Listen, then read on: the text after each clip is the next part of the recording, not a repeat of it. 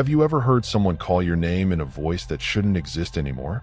One night, in the middle of a desert cabin in Arizona, I heard my mom's voice, soft, calm, and terrifyingly familiar. I'm Ella, a biology researcher staying in a remote cabin out in Arizona's dry, sunburned landscape for a short-term field study. There's no civilization for miles, just endless desert, scattered cactus, and at night, the distant howls of coyotes. The cabin's small, a single room setup with an old generator that sometimes flickers, like the lights trying to breathe. I spend most of my time buried in work, collecting data on insect and plant adaptations, staring into a microscope for hours, and spending my nights sharing silence with my laptop. I'm naturally logical. I believe in science and evidence. I've learned how to box up my emotions, but when my mom passed away, it left a hole that logic couldn't fill. Sometimes I play her old voicemails, just to hear that familiar tone and feel a little comfort. Guilt and loneliness have become background noise for me, my quiet nighttime companions. I used to think grief was something that fades with time. But one night, while I was organizing my data and the generator flickered, I heard her voice. Ella, soft, recognizable, and completely impossible. My daily routine was pretty predictable. Mornings out in the field, collecting cactus and wild plant samples under the blinding sunlight. Afternoons were for note-taking, microscope work, and observations. Evenings, dinner, maybe some rest. Around the cabin, the only sounds were dry wind and the rhythmic chirping of insects. That natural calm that makes loneliness feel almost manageable. But one night, everything shifted. I was reviewing data on my laptop, headphones halfway on, when I heard a soft, familiar voice outside the window. Ella, come here. I froze. The blue light from my screen reflected off my face, pale, still. At first, I thought maybe I imagined it, or maybe the wind had carried a strange vibration. But the tone, it was so personal, so real, exactly like my mom's voice. Same warmth, same little hesitation. I slowly walked up to the window. Outside was pitch-black desert, just sand moving with the wind. No figure, no sound. I whispered to myself, "It's just your mind, Ella. Grief messes with perception." But after that night, I started hearing a faint whisper every single evening. Always the same word, Ella, from somewhere far away. Over the next few nights, I started noticing a pattern. The voice only came when the wind went completely still, when the desert felt too quiet. That's when I'd hear it again, that same gentle tone, like someone softly tracing over an old scar. Ella, just my name, nothing more. But each time, it sounded a little closer. Then one night, it said something that hit me straight to the core.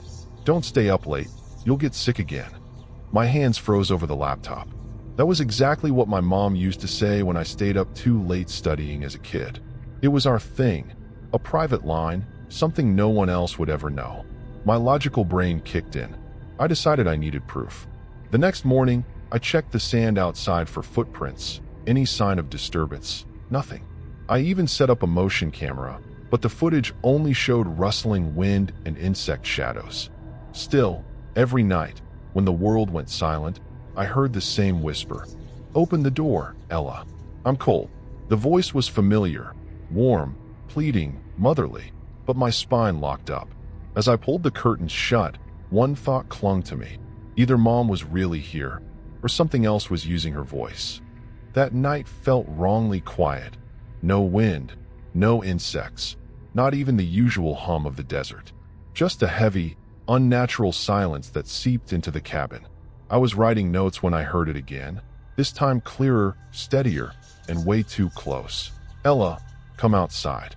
I froze instantly. That wasn't a distant whisper. It came from right next to the window. I slowly peeked through the blinds and saw a vague silhouette, a woman's shape, same height and posture as my mom. My heartbeat spiked. My hand automatically reached for the flashlight. Walking toward the door, it felt like the air was getting thicker with every step. When I switched on the flashlight, the beam hit the figure, a woman standing just like my mom used to. But when she shifted and the light hit her face, my blood ran cold. It was my mom's face, but something was off. The skin looked stretched, unnatural, like it was worn by someone else. Her eyes were still, no life, no warmth. Then she spoke. "Come here, Ella." The voice was identical, same tone, same softness, but it carried a hollow echo, like it wasn't coming from a chest, but from something empty. I stood there frozen, couldn't scream, couldn't move. Just her still gaze and that suffocating silence pressing in from all sides. Even the air felt paused, like the whole world stopped breathing for a second. Then suddenly, a sharp gust of wind hit. Dry leaves scattered around my feet, and when I blinked, the figure was gone. I bolted back inside, slammed the door shut, locked it. The generator was flickering again, lights dimming every few seconds, shadows moving like they had a life of their own. Echoes filled the corners, like her voice was trapped inside the walls. Every sound felt louder, the wind's hiss, the wood cracking, my heartbeat pounding in my ears. In panic, I grabbed my phone and started playing my mom's old voicemails, just to hear her again. But there was a new one, timestamped from tonight. When I hit play, I heard her voice say, "Ella, don't look outside." My hands froze. That was the exact moment I'd looked out the window. But my mom's phone got disconnected 3 years ago. I couldn't wrap my head around it. Was I really hearing her spirit, or had the desert given her voice to something else? I sat in the cabin corner till sunrise, lights on, blanket pulled tight around me, eyes locked on the peephole. The night crawled by, and I didn't sleep a second.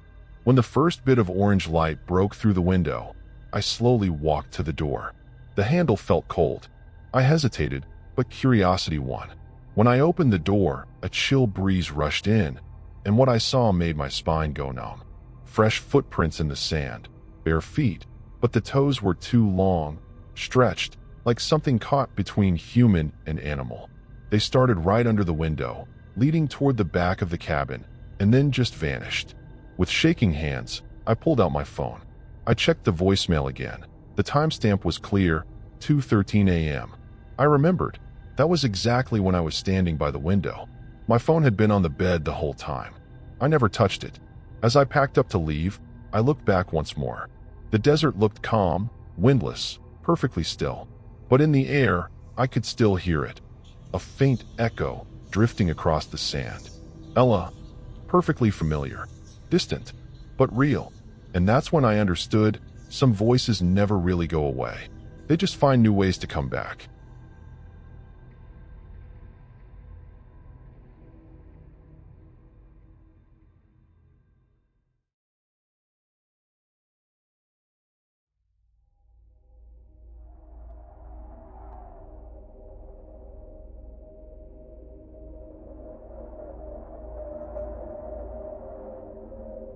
Ever gone camping in the desert and felt like someone's walking right behind you, but without making a sound?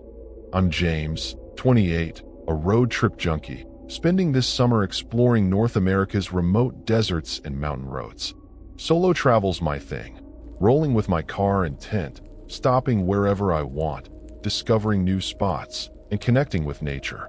Life's simple. Set up my tent, gather firewood, watch the stars at night, sometimes with a cup of coffee. That solitude feels relaxing, but sometimes the silence out there ramps up this weird little unease. I'm naturally a little careless. Gear's never packed perfectly, my sleeping bag sometimes half-folded, and exhaustion makes little mistakes happen all the time, like leaving the tent flap loose or the flashlight running low. Those small imperfections make the tension feel real, both for me and anyone hearing this story. The only secondary character is my own mind. Isolation and fatigue were growing paranoia. Every footstep, every shadow, felt overinterpreted. There's nobody else out there, just wilderness and my own thoughts. That vulnerability and imperfection create suspense and psychological tension, letting you feel exactly what I was feeling. My daily routine was pretty straightforward. Mornings were all about driving, exploring desert and canyon areas, and hiking nearby trails. Afternoons, I'd refill water, update trail notes, and arrange snacks.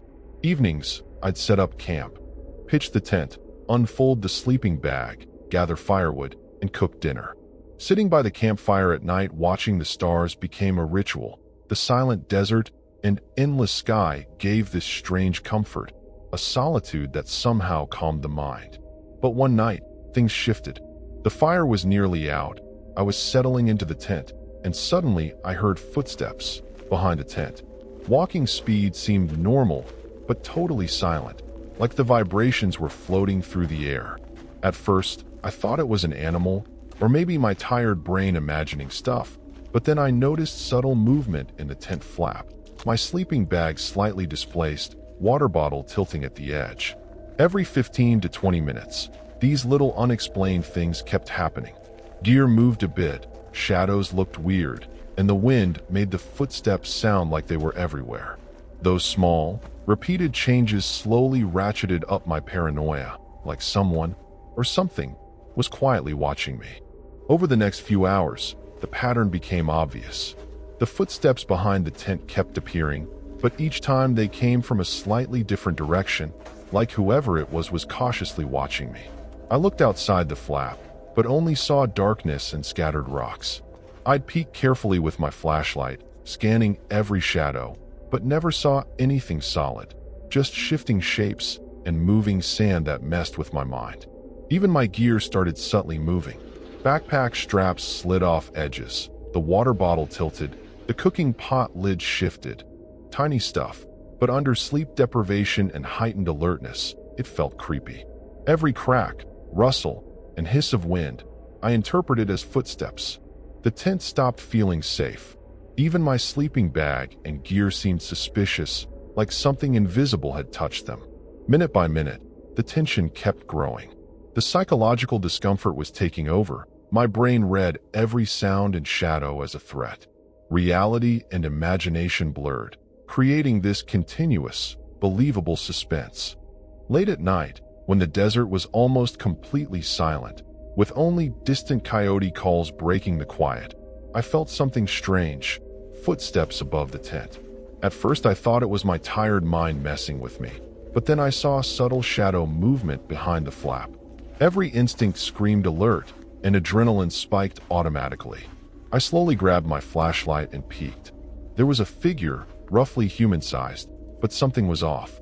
Its eyes faintly glowed, an eerie soft light that made it look surreal against the desert silence. No logical explanation, no animal, no reflection, nothing familiar. Impossible, but undeniable. My heart was racing, every sense on high alert. The figure stood perfectly still, locked on me.